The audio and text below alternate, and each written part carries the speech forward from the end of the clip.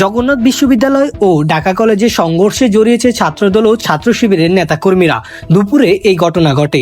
সংঘর্ষে জগন্নাথ বিশ্ববিদ্যালয় ছাত্র শিবিরের সভাপতি আব্দুল্লাহ আলিম আরিফ, শাখা ছাত্রদলের আহ্বায়ক কমিটির সদস্য ইয়াসিন সাইব সহ অন্তত 15 জন আহত হয়েছে।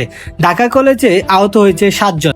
প্রত্যক্ষদর্শীরা জানায়, বেলা 11:15টার দিকে ইউজিসির চেয়ারম্যান অধ্যাপক মামুন আহমেদ ক্যাম্পাসের কেন্দ্রীয় মিলনায়তনে এক অনুষ্ঠানে পৌঁছানোর পর সংঘর্ষের সূত্রপাত হয়।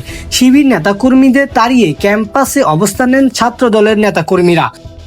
এরপর দুপুর 2টায় ক্যাম্পাসের অদূরে ন্যাশনাল মেডিকেল কলেজ হাসপাতালে জড়ো হন ছাত্র শিবিরের বিভিন্ন ইউনিটের নেতাকর্মীরা। আর হাসপাতালের মূল ফটকের বাহিরে ছাত্রদল নেতাকর্মীরা জড়ো হয়ে স্লোগান দিতে থাকেন। এক পর্যায়ে ছাত্র শিবির নেতাকর্মীরা দাওয়া করতে গেলে পাল্টা দাওয়া দেন ছাত্রদলের নেতাকর্মীরা। এ সময় দুই পক্ষই একে অপরের দিকে ইট পাটকেল নিক্ষেপ করে।